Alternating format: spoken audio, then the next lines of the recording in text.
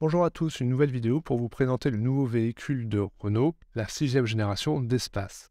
Ce véhicule est important pour Renault car il va remplacer 3 véhicules dans la gamme de Renault, le Grand Scénic, le Koleos et l'Espace de 5e génération.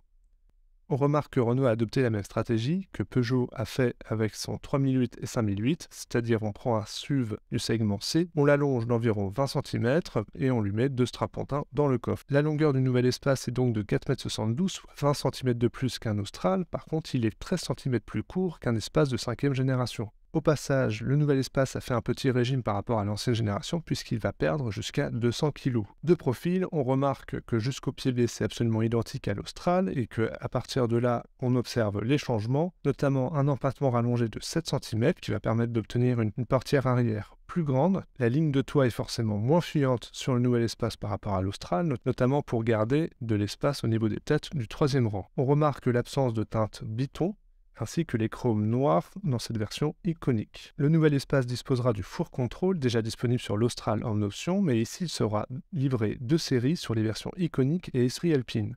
Je rappelle que ce système réduit le rayon de braquage et apporte de dynamisme en virage, en braquant les roues arrière à l'opposé des roues avant, et par contre il va apporter de la stabilité à haute vitesse en braquant les roues arrière dans le même sens que les roues avant. L'essai de ce système sur l'Austral s'est révélé absolument bluffant, j'ai hâte de l'essayer sur l'Espace. La réduction du rayon de braquage sur un véhicule de 4,72 m sera forcément le bienvenu pour manœuvrer dans des petites rues ou dans des parkings un peu restreints.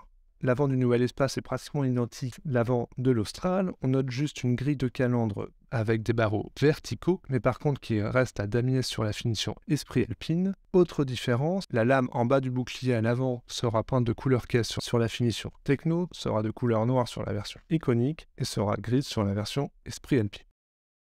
À l'arrière, on remarque un bouclier différent, notamment avec le désoulis latéral et des feux qui restent par contre dans le même esprit que l'Austral. Au niveau du cockpit, pas de nouveauté par rapport à l'Austral, on est vraiment dans la même veine et on garde ce cockpit résolument techno avec ses grands écrans et le système Open Air Link, ça c'est clairement un bon point. On notera l'arrivée d'une sellerie claire du plus bel effet en finition iconique ainsi que de petits coussins au niveau des appuis-têtes pour les passagers arrière. Au niveau de la banquette arrière, là par contre il y a des nouveautés par rapport à l'Austral. Déjà elle va coulisser sur 22 cm contre 16 cm sur l'Austral, notamment grâce à l'empattement rallongé. Autre nouveauté, le dossier de la place centrale peut se rabattre et former un gros accoudoir, mais va surtout permettre de pouvoir transporter des objets longs entre les deux sièges arrière. Cette fonctionnalité n'était pas disponible sur l'Austral puisqu'il y avait juste un petit accoudoir qui pouvait apparaître et il n'y avait pas de trappe de ski. Si l'Austral disposait déjà d'un toit panoramique, celui du nouvel Espace est agrandi pour atteindre plus d'1 mètre carré, ce qui fait une surface absolument gigantesque, notamment parce qu'il n'y a pas de traverse intermédiaire. On notera par contre l'absence de store. Renault a dit qu'ils avaient fait des traitements thermiques au niveau du verre pour réduire la quantité de chaleur, notamment en été. Ça, par contre, il faudra le tester. Parmi les grandes nouveautés de ce nouvel Espace par rapport à l'Austral, on va forcément avoir en option gratuite les 2 places supplémentaires au niveau du coffre, les 2 strapontins. Renault annonce que des adultes de 1,80 m peuvent y voyager, mais je pense que ça restera quand même de l'occasionnel. Le volume de coffre est important et il est modulable grâce à la banquette coulissante.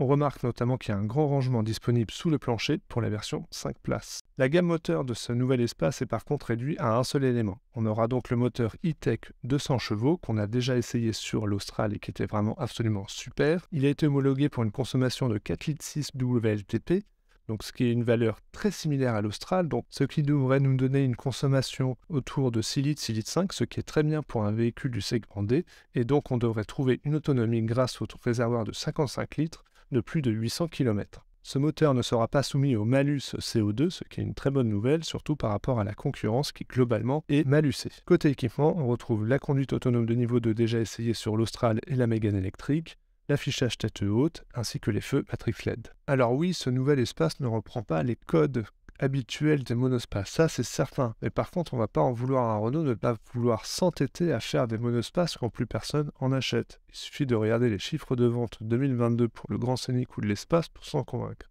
La copie livrée par Renault semble convaincante, elle est dans l'air du temps, notamment grâce à la motorisation hybride, aux ADAS et au multimédia Open Air Link que l'on connaît déjà. Les commandes seront ouvertes pendant le printemps pour les premières livraisons prévues normalement pour cet été.